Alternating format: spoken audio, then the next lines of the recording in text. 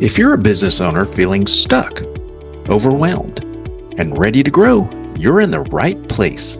Welcome to Small Business Pivots, where founders share insights, stories, and pivots that lead to sustainable growth. I'm your host, Michael D. Morrison, a business coach helping business owners get unstuck and grow. All right, welcome to another Small Business Pivots, where we bring special guests from around the world. And today, I'm honored because it's the first time I've had more than one guest on the show. There's three of us here, and you better buckle up because I think we have a lot of good information for you today.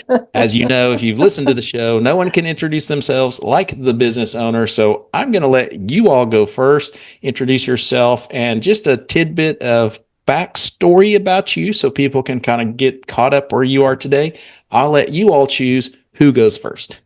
Yeah, I'm going to kick us off. But before we introduce ourselves individually, we thought it'd be really good for people to kind of know who they're listening to. So we've got quite a history together. Mm-hmm. And so we actually met 40 years ago in hospital orientation in a large auditorium where they said, stand up and shake the hand of the person behind you.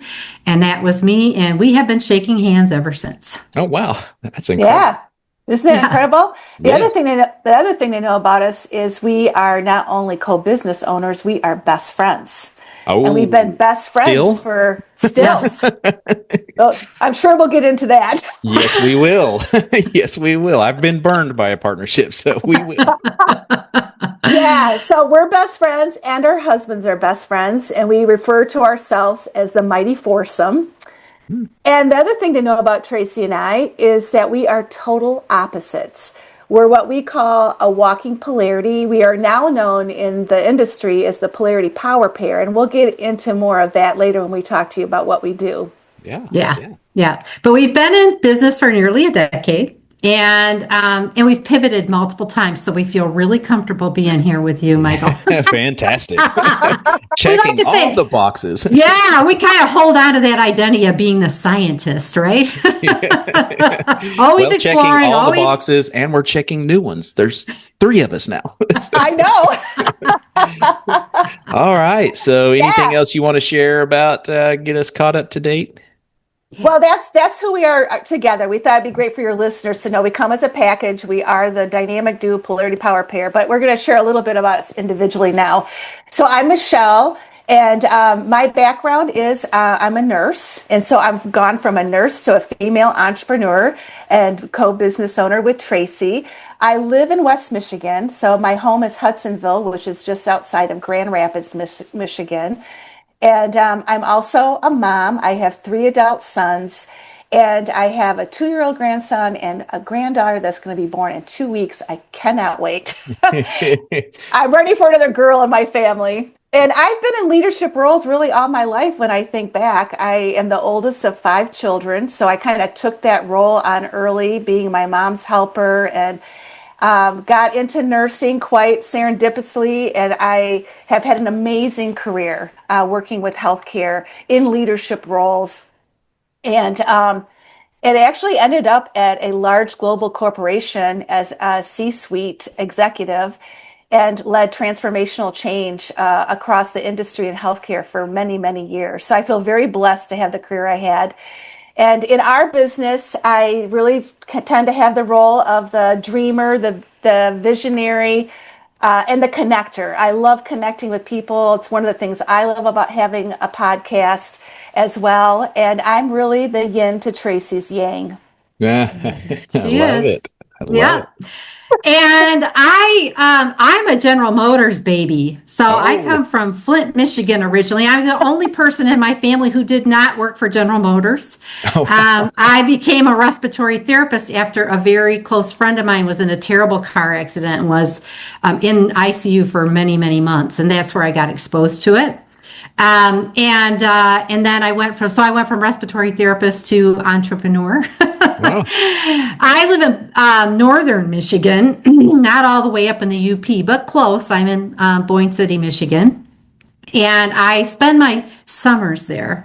I don't like winter, so I spend my winters in California where it's sunny and warm. Absolutely. Me too. Yeah, great. And I I love the was sunny and warm.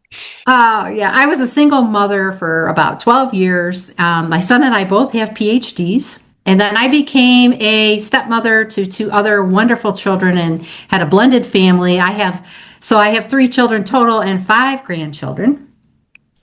And I have been in leadership roles as well for many, many years, an executive in the same company that Michelle worked in. I worked outright in organizations with leaders, helping them to develop collaborative teams and resilient teams, and to develop themselves in their leadership as well. And then I spent 15 years in school getting multiple degrees culminating in my PhD. Wow. And so that's just a testimony to my fortitude, let me tell you. Yes. Yes. And I'm just, I'm kind of like a dog with a bone. When I want to go after something, I don't let go until I get what I want. I'm kind of the integrator operator in our business. And so I'm the yang to Michelle's yin. Okay. All right. I love this. I love this. Well, you both came from structure, right? So the corporate Yes. world is structure.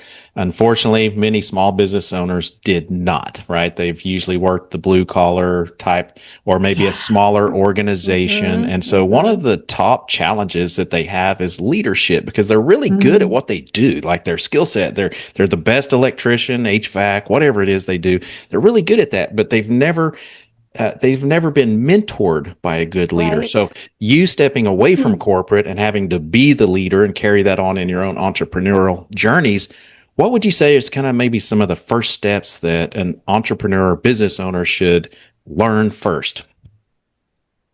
Well, I think that really you have to have a vision. You have to know where you're going. That's really important. And then you have to really realize that you don't have to go it alone and that it's really important to have a team to help support you. That's really hard for people to realize at first. And they think that they tend to put off having a team sometimes too long, then they become the bottleneck in their business. And Tracy and I, we've seen so many leaders, we call it they're being the all-star player in their business, where they're just still running all the plays, they're doing all the work, and haven't casted a vision big enough so that they can back away and say, how am I gonna make this happen, and who needs to support me to do it? Absolutely. Yeah, and I think it's an identity. So I think a lot of times people think, well, to be a leader, I got to do things. There's certain things I got to do, but it really starts with seeing yourself as a leader. You have to really embody the characteristics and I think get some clarity on what does that look like for you, because we all have different strengths and talents. And you want to really lean into your strengths and talents, but recognize you don't have all the strengths and talents that you need in your business. And then to look to build your team around the strengths that you don't have. Yes. And then to let go and lean into that. So those are know that this is about an identity. Who do I want to be? How do I want to show up? It starts there and kind of embodying those characteristics. And who's the leader of the company that I ultimately want to have? Not the company I have today, but the company I want 5-10 years down the road, because that's the leader you've got to be today to get there. And I say that because you won't outperform your identity. So you're not going to build a team or let go of control or do some of the things you need to do as a leader to build that business unless you embody the identity first. So coming from the corporate world or the bigger organization, there's structure, but there's also a deeper bench, right? So everything was kind of set out before you to follow. Then you move into entrepreneurship, which we have no rules. We have no boundaries. Where do we start? What was that like? And where did you start to kind of bring that structure and leadership, education experience into the smaller business where you're having to do everything yourself, SOPs and everything? Oh, we were just talking about that this week. Oh, yeah. I have a bug in your office. I know. Maybe. It's amazing. And I think what's important that we can share is you have different experiences depending on what your background was in your corporate experience, right? So for me, I was like a global thought leader. I had an executive assistant for probably 10 years, all to myself. And so I always had someone to help me, and I had teams to delegate things to. So when I joined the business with Tracy, it didn't take long before it was like, oh, you mean I got to do that? I got to write the blog. I have to learn how to use Excel myself. Right. And it takes you a while to shake that part of yourself that you just always had someone else, or the structures in your place, to your point, Michael, of someone else to do it, and realize I have to learn a whole new skill set and put on a different hat now, and see myself as a female entrepreneur down the road, like what Tracy said. But then I also have to embrace the skills to get us there. And sometimes you have to do things you don't like to do when you're first starting your business, but it's got to get done. Yeah. So I think it's a lot of learning at first. Yeah. That I'm a structure person. Yeah. I love structure. I love processes. I love that stuff. So that wasn't a transition into that wasn't hard for me. I did lean into coaches, to, learning different programs. And I'll tell you, I don't know about anybody else, but we didn't have a clue what we were doing when we got started. I didn't know what I was stepping into. I thought we're going to put together this online course. We're going to sell it. It's going to be great. And that's it. Like, I had no idea about all the messaging I had to learn and all of those kinds of things. So I think you got to tap into people who have experience. You got to be willing to learn the things that you never thought you'd do, that you don't really like to do. But it helps to have guides on your journey, right? Because this is really a hero's journey. And there's a lot of potholes along the way. But I think it is about recognizing, what you need to learn and how that applies to where you're going. And then tap into tools. I think the biggest thing that helped us was having tools that would support us. And now we've got AI. So a lot of people can really lean into getting suggestions, recommendations, getting research for your business, like really learning what's happening in your market. So I think there's a lot of those kinds of things. Like, I leaned into tools that other people provided. I just put my toe in it and kept going, right? So I think you got to have perseverance too, and not be afraid to fail. Everything, that's where the experimenter comes in, the scientist. Everything's an experiment when you're getting started. So just know that and hold that, and keep yourself moving forward. Yeah.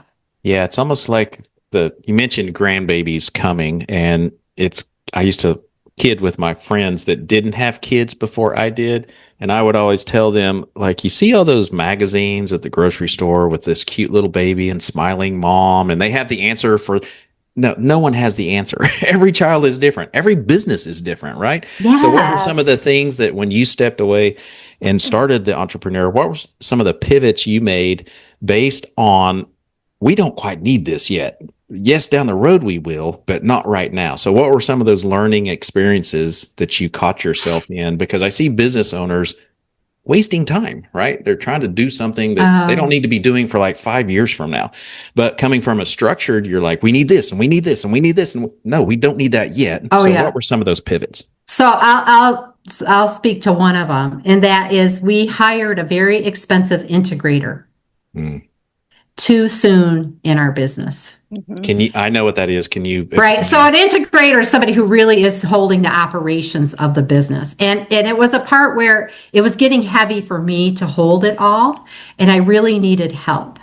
And so I went out, we went out and hired somebody to take that on as a full-time job. And one, not really knowing how to set them up to be successful. And spending a lot of our cash flow, our finance and resources on this person. It was way too early for somebody at that level when we were just getting started. But we kept hearing, right? Integrator, you need to have an integrator. And I was tired of being the integrator, to be honest with you. I was like ready to give up some of the stuff. But it was like a big leap for us, and we really should have never done that. That was a big lesson for us.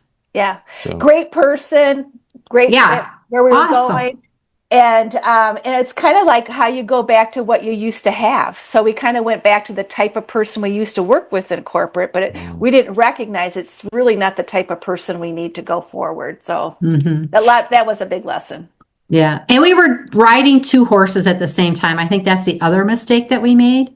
So when we started our business, because we came from consulting, we thought, well, we'll do consulting and we'll build a program and do a coaching business. And it was really difficult to manage and be successful in both at the same time. And so, we were really trying to ride two horses, which added a level of complexity to our business that we, as new entrepreneurs, we really weren't prepared to deal with. And then we got ourselves into a situation where we were building a life that wasn't the life that we really wanted. Right. So that was another thing, just doing too many things at one time instead of build one bridge to the one island at a time instead of trying to build 3 bridges to 3 different islands. You think, oh, I'll do this. And you get these great ideas. And, oh, well, we can build that. We'll put that out there. And then pretty soon you're not doing any of them well. Right. Because, you're splitting yourself in too many different directions. So I think that's a couple of them. Those are two good ones. That's a great one. In fact, I'm going to call one of the business owners right now that I work with. Can you tell him that? Sure. I've been trying to knock that in his head for weeks. Oh, yeah. If you're an entrepreneur, you tend to have a lot of ideas. Right. And you get stimulated by seeing what other people are doing. And you think, oh, we could add that to our business, or we should add that service, or we could do this. And then pretty soon you've just stretched too thin and none of it's working well and you're burned out and not good. Well, leadership, that's what you all focus on. So tell us a little bit about that and how you help people, what that looks like. Yeah, so one of the things that Tracy and I learned as leaders dealing with complex change is that we would see the same problems over and over and over again. And people see this in business all the time too. The same thing keeps coming up over and over and over again. And we learned in our, before we left our corporate careers, that often things aren't problems to solve. They're actually polarities you need to be aware of and to leverage. And we're taught to look at everything through a problem lens. If it's a problem, I fix it. And polarities are simply interdependent pairs of values or points of view that seem contradictory or opposite, but they actually need each other over time. And so as a business leader, you have to be aware of them and you have to take action on both poles, as an example. So, when it comes to business, a very common one that we all have to deal with is paying attention to the financial aspect of the business or the margin and the business, the reason the business exists. And if we're not constantly aware of how well that is balanced and leveraged, then we'll ultimately fail. So there's so many and in both polarities in business. So we help leaders identify them and how to actually leverage them in their business, and wrote a book called Polarity Intelligent, The Missing Logic in Leadership, because a lot of leaders aren't even aware of them. Yeah. Yeah. It's like income and impact, right? You build your business because you want to have an impact, but you also need to be bringing in the income to drive the business. So that's kind of the example, I think. And I think the other thing is it's not just being able to differentiate when you have a problem that has a single solution, and when you have a polarity that requires you to kind of hold both at the same time. It's also about how you engage with your team and engage with others inside your business. So you also want to that can create tension when people have different points of view. Example, Michelle and I being a walking polarity. We are complete opposites. When it comes to some of the poles, we have opposite preferences. I prefer productivity. She's all about relationships. So I drive for productivity. She's all, let's connect, right? Let's engage everybody, which is great. that's not my strength and that's not my preference, but we need both in our business. And when we're working with our team, we can't just push them and drive them to be productive. We need to engage them and have good relationships with them, right? So you need to be able to sit in the tension of those opposing points of view and recognize, neither one is more right than the other. We need both. And we need to have, in order to do that, we need a healthy relationship with each other to be able to talk through our differences and to recognize there are benefits to both and come to that place where we can balance both and be in dialogue with each other, have really deep, meaningful conversations with each other when we are in a situation where I prefer something and she prefers something else, or a team member prefers to do it one way and we prefer that we give attention to the other aspect of it. So it's about sitting in those tensions with each other. And sometimes people see that as conflict and they think it's about the person, but it's not about the person. It's just about a different perspective. And when they're tied together, connected, you need both. So you got to learn to be able to do that. And we teach leaders how to do that. So put you on the spot here. Yeah. Can you share an example of how you had to work through something, like an actual situation through the business where you didn't quite see eye to eye, and how that came together to the benefit of the organization? Because I have business owners all the time may have a different perspective than their employees. And so they're constantly battling. There's a disconnect there and they don't know how to work through it. So you don't have to give personal details. I want them to hear like how we worked through it and came out good on the other end 40 years later. Yeah. Well, I think a really great example of that is the polarity of candor and diplomacy. So when it comes to that dialogue and communication, it's so important that you're really upfront with each other, that you bring your truth. This is my experience, or and not keep it hidden. Like if there's, even if it's small, like bring it with candor, but you also have to bring it in a way that's very diplomatic so that it can be heard. And that's a skill set. It's a polarity, but it's also a dialogue skill set. And Tracy and I, we're opposite on and every polarity except where we both do prefer the candor pole.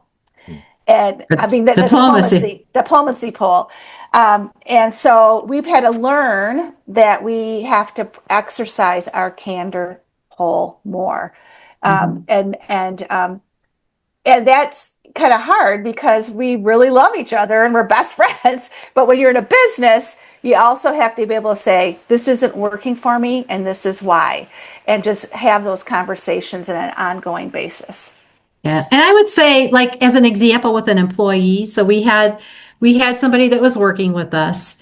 And the quality of the work was starting to change. And it wasn't as consistent or reliable as it had been.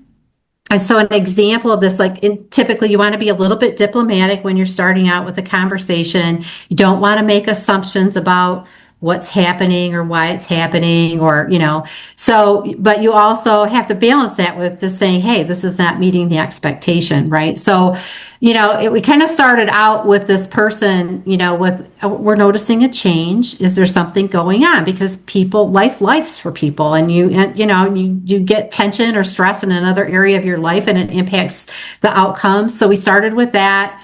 And then it wasn't improving. And so then we had to get even more candid to say, okay, here are the expectations. This is what we're receiving. We need to understand why you're not meeting the expectations, and will you be able to meet those expectations? Because this is important for not just us, but for the team. You're a part of a team where what the work you're doing is handed off to somebody else. And if it's not the same quality, it takes us a lot longer. We have to circle back. Having those kind of candid conversations with that individual was critical, and it really, really helped them to see that they were a part of the team, and that what they were producing was impacting everybody else and not just the outcome of the company. So we were able to resolve the challenges and the performance improved, but it was a great way of kind of just being tender, balancing, being, not being too command and control as an example, right? But to be more partnering and leveraging that candor diplomacy helped us to partner with that person to get them back on track with where they needed to go. So that's an example with a team member, if that's So, helpful. yeah, that's very helpful. And when people get called out, right, that's what we're kind of doing. We take it personal. And so sometimes, a lot of times in small businesses, we don't have the same courtesies that we do have in bigger companies, right? You can get fired. There's a deeper bench. It's okay that you're gone. Someone else will fill that Mm-hmm. role. In Yeah. smaller Yeah. companies, I see this all the time where you point out my flaws, I'm pointing out your flaws, voices start escalating. Are there Yeah. any like safeguards in there, or is it just like we know how to treat each other? I mean, that's easier said than done. Small businesses, it seems like voices start escalating and pointing of fingers. You're listening to Small Business Pivots with Michael D. Morrison. If you're ready to get your business unstuck and grow, let's chat. Schedule your free session at michaeldmorrison.com. Now back to the show. Yeah. Well, one of the tools that Tracy and I have that we use in our business, and we've helped coach other business owners and leaders with it, is a partnership agreement tool.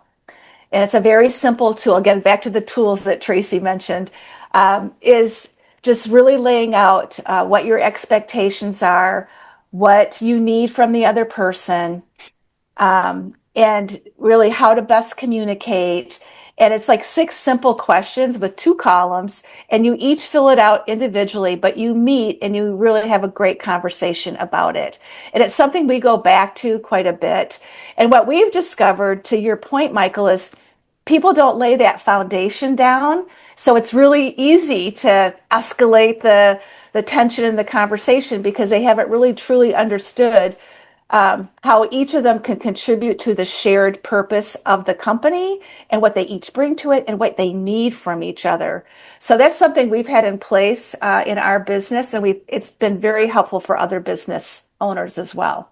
Yeah. And it's called a partnership agreement, but it's not about our partnership. It's about a partnering relationship. So it Yes. can be you and your employee or you Yeah. and a VA, anybody you work with, really to bring that clarity. And to your point, it's the guardrails. So here's what you said I could expect from you. This is what I'm getting. Help me know what's getting in the way. So it's an expectation. This is a part of leadership in small business. You still have to create a culture in your Yeah. organization. That's a part of leading, is to say, here's how we treat each other. Here's how we're going to communicate with each other. Here's how we're going to come to agreement. And when something isn't working, then we are free to come to each other to say, this is what you said I could expect from you, but this is what I'm getting, and I need to understand why it's not happening the way we said it would happen. So it's a very respectful conversation, and those are the guardrails. And people on both ends feel safe. The employee feels safe to say, hey, this is what you said, and that's not what's happening. And they feel safe to come and say that, right? It creates that psychological safety. It creates a space where people don't have to escalate because they know it's not about blame. It's about helping you operate at your fullest capacity so we can all operate at our fullest capacity and potential. And it's how you approach that. And those are some of the other things that we really help, small business owners do, is really kind of create that culture, lean into your team. The more respectful you are with them, the more you set these guardrails, the easier it is for people to communicate and to feel like they are contributing to the greater purpose of the company. It's not about being wrong or being blamed. It's about being trustworthy, being consistent, working to your full potential and communicating in ways that are respectful with each other. So guardrails are obviously important, right? Guiding principles, mission, Yeah. vision, culture, Yep. all those Yes, things. yes, So for yes. those listeners that don't have them, I suggest you do that first. But for those that do have them, let's say that there's tension, it's starting to escalate. Is it better to say, like, point at that vision or that culture statement on the wall and say, or how do you like bring it back down to a level when you do have those guardrails? Because I see businesses that do have them, but people get personal. Yeah. Well, I think that's where the principles of healthy relationships and meaningful dialogue come in. Like you have to create a space to have conversation. And sometimes people struggle with taking the time to do that. But that's really what gives you the shared understanding. And it helps you as the business owner to really know what is needed in that relationship or situation. So it's having, Tracy and I like to use the analogy. It's really like having a cup of coffee with your best friend. You don't have to look at it and as how do I do this? Just have a conversation, really listen, create that safe space. And you can learn from each other so much.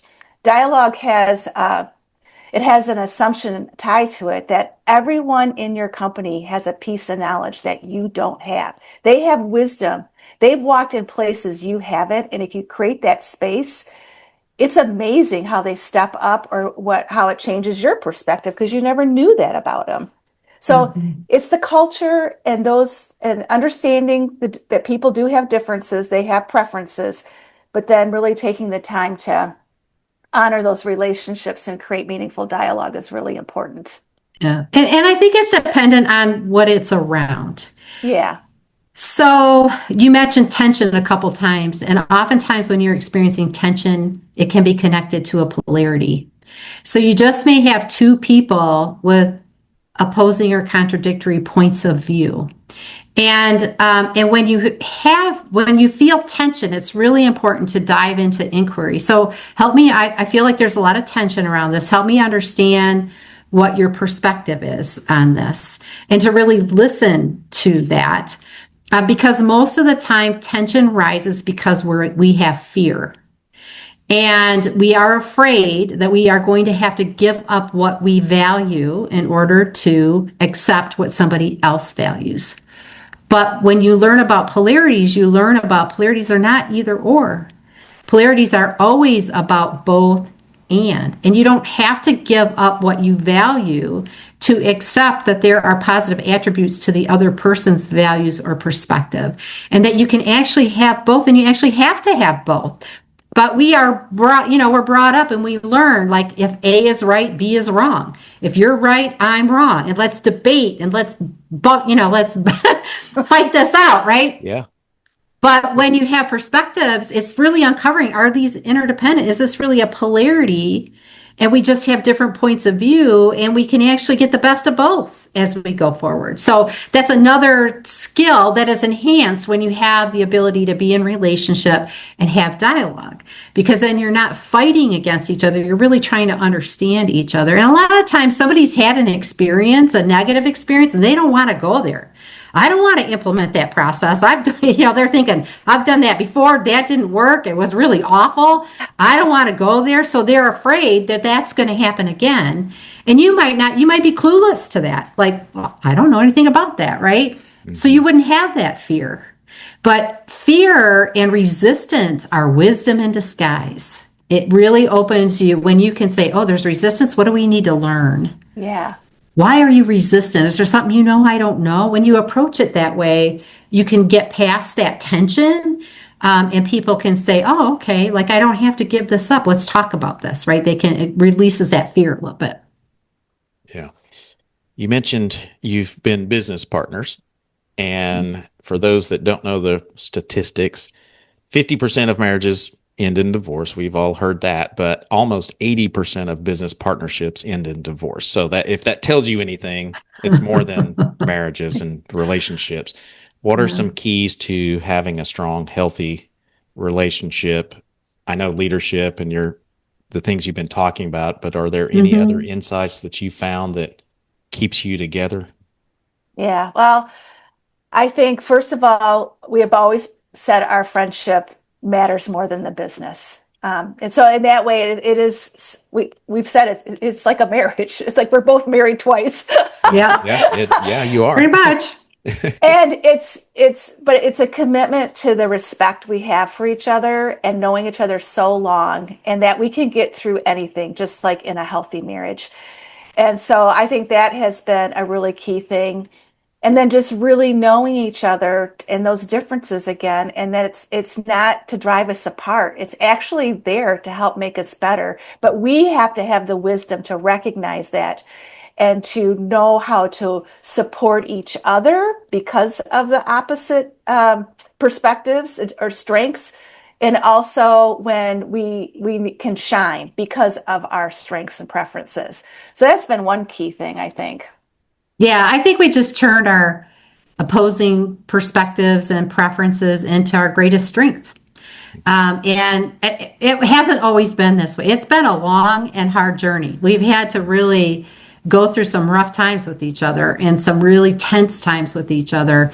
But it's made us better people. We're learning. You have to understand, I think, when you're in a partnership, and especially in a small business and when you're getting started, you're each on your own journey. Yeah. And every level requires you to step up to a new level individually and collectively. And I think if we would not have had the background around healthy relationships and dialogue and the ability to sit in tensions, it probably would have been much harder for us. I think that's been our strength. But I think it's also just a commitment that we have to each other, and that we know that no matter what we're doing, we're never intentionally trying to irritate or hurt the other person. We're always doing our best. And sometimes that lands well, and sometimes it doesn't. But you got to be able to, hear the truth, be open to hearing about what you're doing that is not working, and be willing to change and grow. Just like in a marriage, we all evolve. We don't stay the same. Michelle and I are nowhere near the people we were when we started this business as we are today. And I know 5 years from now, we won't look anything like we do today either. So we just trust that. And we help each other grow and learn, and we're honest, and it's not been an easy journey. It's not like, oh, we've been holding hands and skipping and singing Kumbaya for 9 years. I can tell you that. Well, thank you for being honest, because I was starting to go, wow. No, but we have these tools, and we've developed these skills. And without them, I have no doubt we probably would have hung it up a long time ago. The other thing too, and this is important for marriages. My husband also owns a business, and we were talking about this last night, is we also have built in what we call BFF time. So we are very intentional. If we're going to just take a day off and be Tracy and Michelle as friends and not talk about the business, that's really important too. And we also have built into our week, we've got a Monday check-in, a Friday check-out, and our Monday check-in is primarily more about just tell me what you did with your family this weekend. What really happened? What things are you thinking about? And then a Friday, we'll touch, if there's anything really important about the business, we'll do it at those points. But it's still more about how can we support each other as human beings and as friends? Because you have to be intentional. You can't be all business all the time at the same time. Yeah. So you talk about structure, and would you say that you also have defined roles in the organization, or do you work together and share those roles?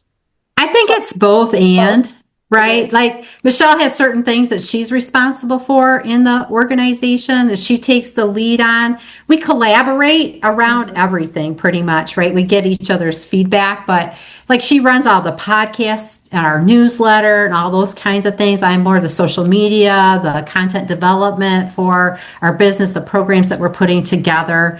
So we each do that, but what's critical is we have to be on the same page, right? And when that's not happening, we recognize it right away. So we have to course correct. There's some warning signs that we know, oh, okay, we're not on the same page around this. We got to get on it. And sometimes too, I think one of the other things that we've learned is you have to be able to you have to be able to say the things that are hard and know that it's okay to say it.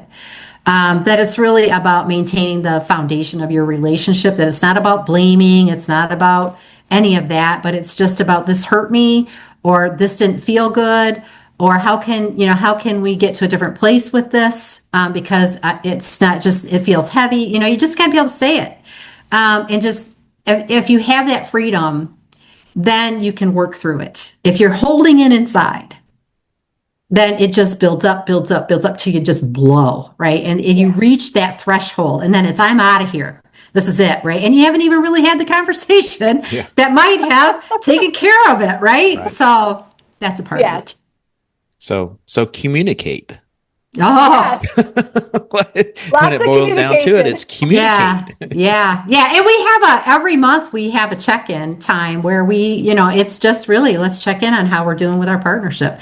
Nothing to do about the business, but just how's the relationship? Anything I need to do different? What do we need to think about? How are we in alignment with the agreement that we have about how we're going to work together? Anything need to shift?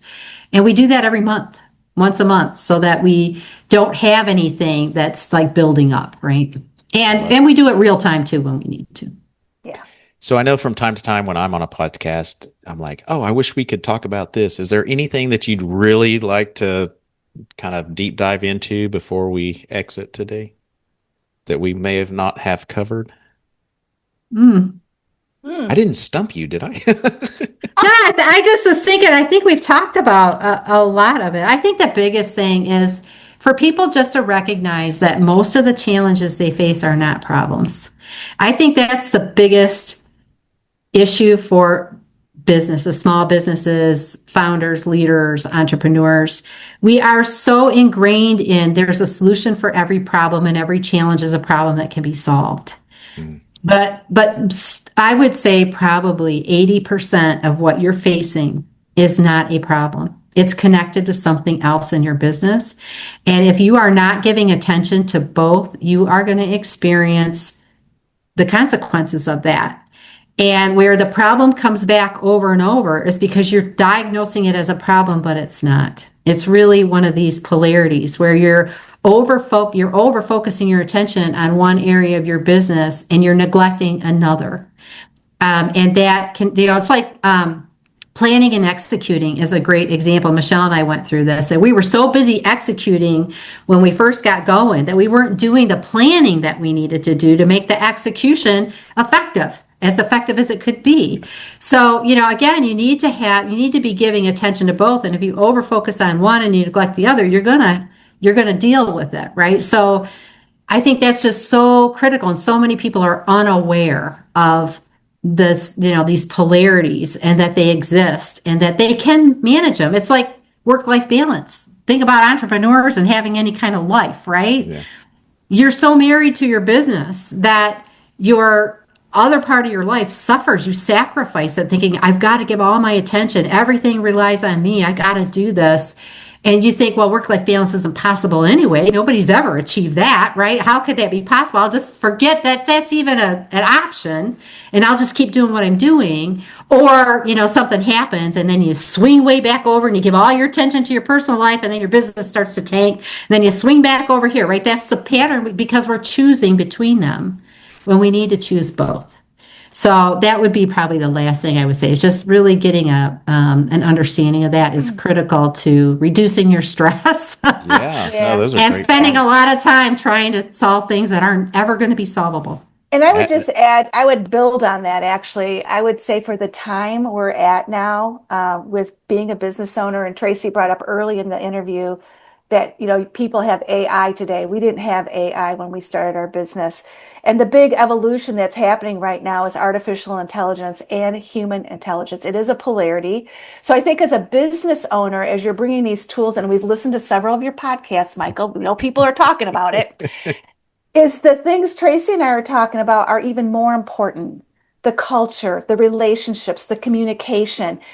And if you go all in an AI and you're not paying attention to your own humanness, the humanness of your team, in the end, you will fail. So I think that's the other takeaway. Yeah. Yeah. No, I love that. I love that there's not a solution for every problem, because it's not a problem every time. So that's something that I've never thought about, but that's so true. So true. Yeah. If you just think about it, you'll probably think about 5 or 10 problems that you've dealt with over the years, over and over and over and over. Yeah. Because they're not.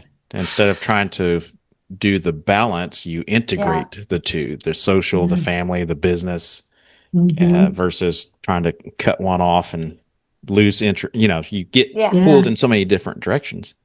Yeah, there's a healthy tension between them that you actually want to maintain. They're never just, it's not like you can do a mashup of it all.